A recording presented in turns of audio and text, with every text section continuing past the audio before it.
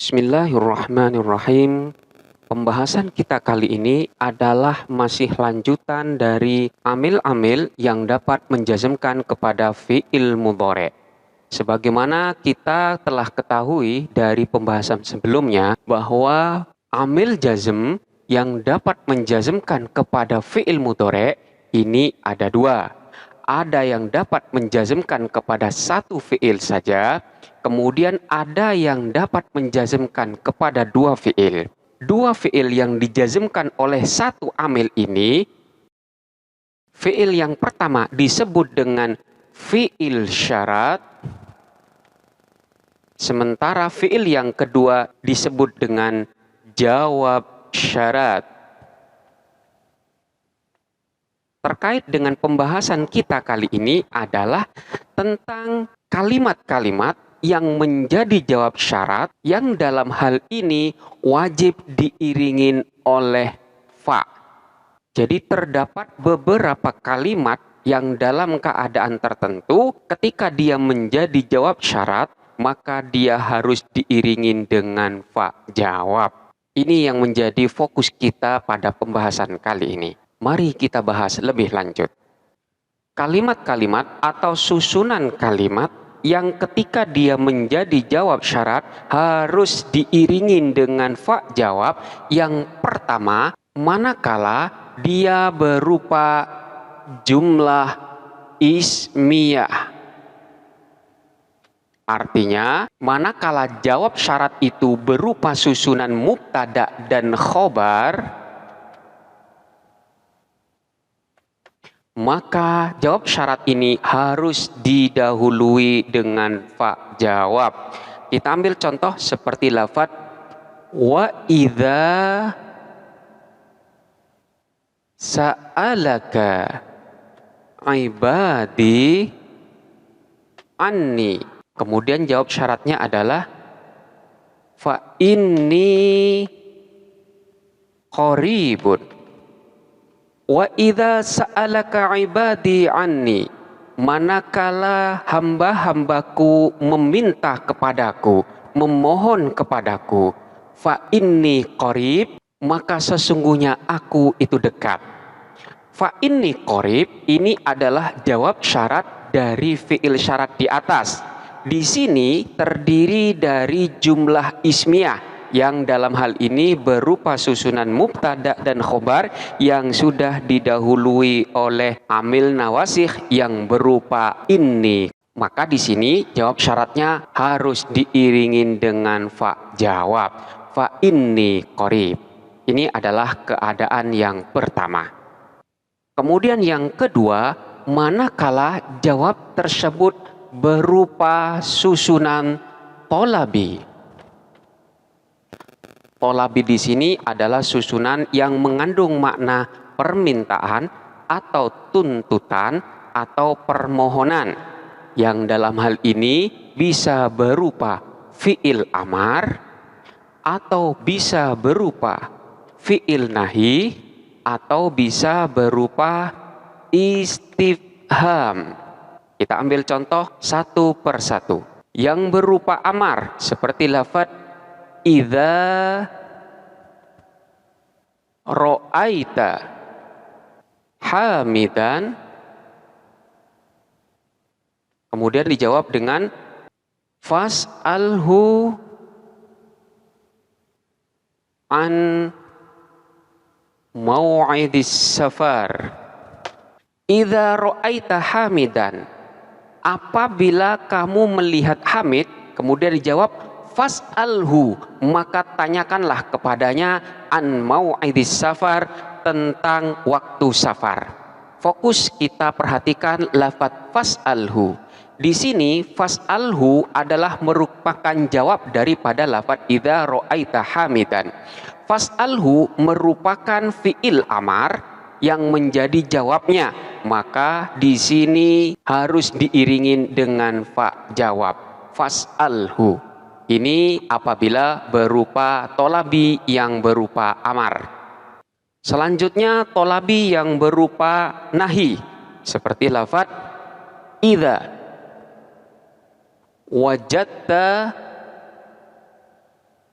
al-maridho naiman fala tuqibhu.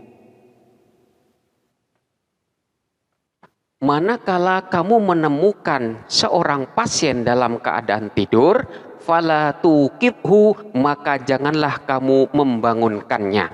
Kita perhatikan lafadz fala tuqibhu. Di sini terdapat fi'il mudhari yang didahului oleh la nahi, maka di sini bisa dikatakan sebagai fi'il nahi. La tuqibhu ini kedudukannya sebagai jawab dari lafadz yang di atas. Maka di sini karena memang jawabnya diiringin oleh la nahi atau merupakan fi'il nahi, maka harus diiringin dengan fa jawab. Ini adalah tolabi yang berupa fi'il nahi. Dan contoh yang terakhir adalah tolabi yang berupa istifham seperti lafadz idza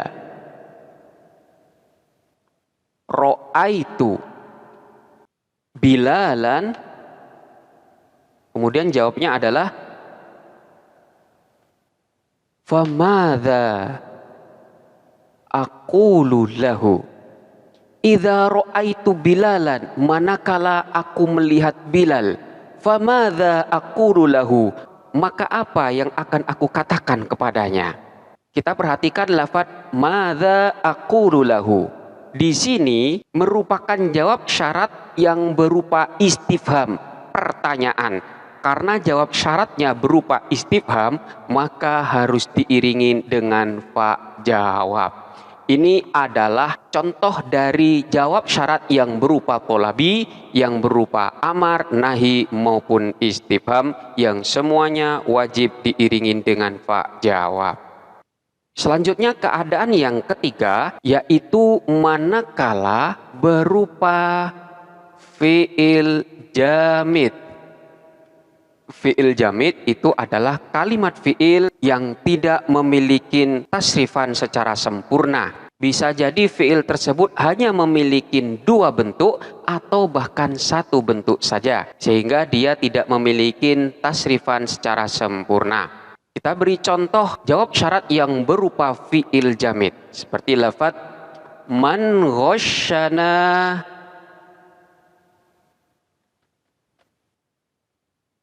falaisa minna. Man ghasyana falaisa minna, barang siapa yang menipu falaisa minna, maka dia tidak termasuk dari golongan kami. Kita perhatikan lafadz falaisa. Laisa di sini merupakan fi'il jamid. Dia tidak memiliki tasrifan sempurna. Lafadz laisa ini hanya memiliki satu bentuk saja dan tidak memiliki bentuk yang lain. Karena memang jawab syaratnya berupa fi'il jamid, maka harus diiringi dengan fa jawab. Kemudian keadaan yang keempat adalah manakala jawab syaratnya tersebut didahului oleh qad, maka di sini harus diiringin dengan fa jawab. Contohnya seperti lafadz man yuti'illaha wa rasulahu faqad faza fauzan azima.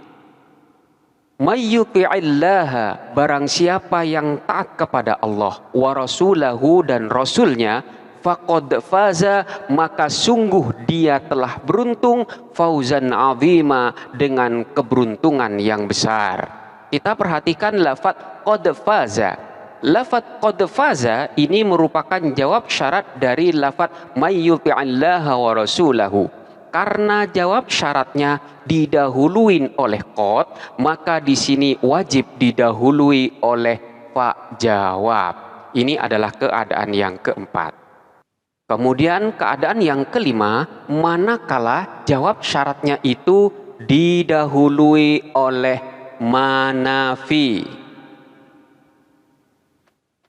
Manafi ini adalah ma yang menunjukkan makna peniadaan atau bermakna tidak. Contohnya seperti lafaz mahma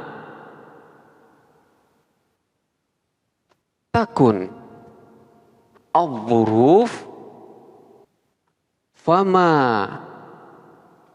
akdzibu. Apapun keadaannya, aku tidak berbohong. Kita perhatikan lafaz ma akdzibu. Di sini kedudukannya sebagai jawab syarat dari kalimat di atas. Karena memang di sini didahuluin oleh manafi, maka jawab syaratnya harus diiringin dengan fa jawab. Selanjutnya yang keenam adalah manakala jawab syaratnya didahului oleh lan, maka di sini juga harus diiringin dengan fa jawab. Contohnya seperti lafaz man labisal harir fid dunya falan yalbisahu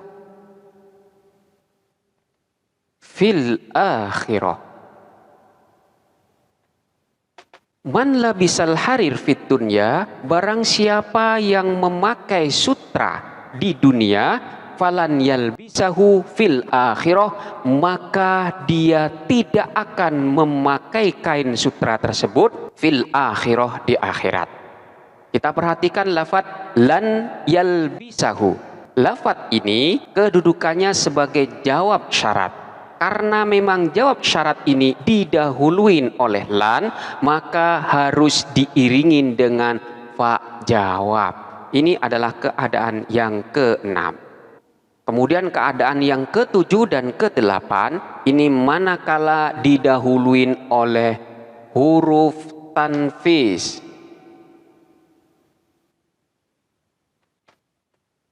Huruf tanfis itu berupa yang pertama apabila didahuluin oleh sin. Kita ambil contoh seperti lafaz in tusafir fasa usafir. In tusafir, jika kamu bepergian, fasa usafiru, maka aku pun akan bepergian juga. Kita perhatikan lafaz fasa usafir. Di sini kedudukannya sebagai jawab syarat dari lafaz in tusafir. Karena jawab syaratnya didahuluin oleh sin, huruf tanfis, maka di sini pun jawab syaratnya harus diiringin dengan fa jawab. Ini contoh dari manakala didahului oleh sin. Kemudian yang kedelapan, manakala didahuluin oleh saufa. Ambil contoh seperti lafaz in khiftum ailatan. Kemudian jawabnya adalah fasaufa.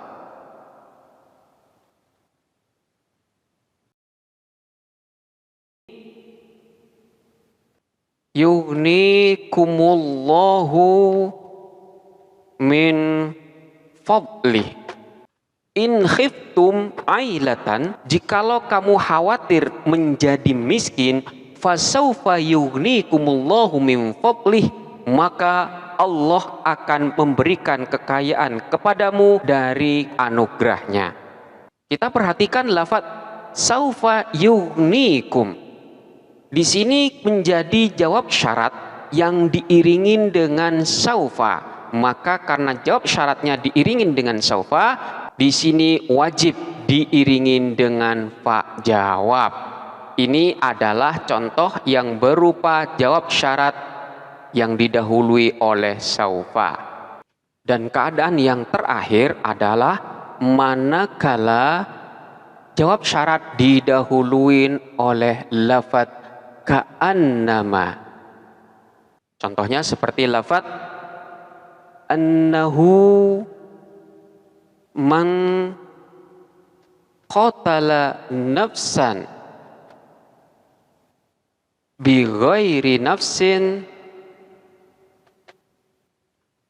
au fasadin fil ardi faka'annama qatalan nasa jami'an. Annahu man qatala nafsan bi ghairi nafsin, barang siapa yang membunuh seseorang bukan karena orang itu membunuh orang lain, au fasadin fil ardi, atau bukan karena berbuat kerusakan di bumi, faka'annama qatalan nasa jami'a, maka seakan-akan dia telah membunuh semua manusia. Kita perhatikan lafaz faka'annama qatalan nasa jami'a. Ka'annama qatalan nas ini adalah merupakan jawab syarat dari kalimat di atas. Maka karena memang jawab syaratnya didahuluin oleh lafaz ka'annama, maka di sini jawabnya wajib diiringin dengan fa jawab.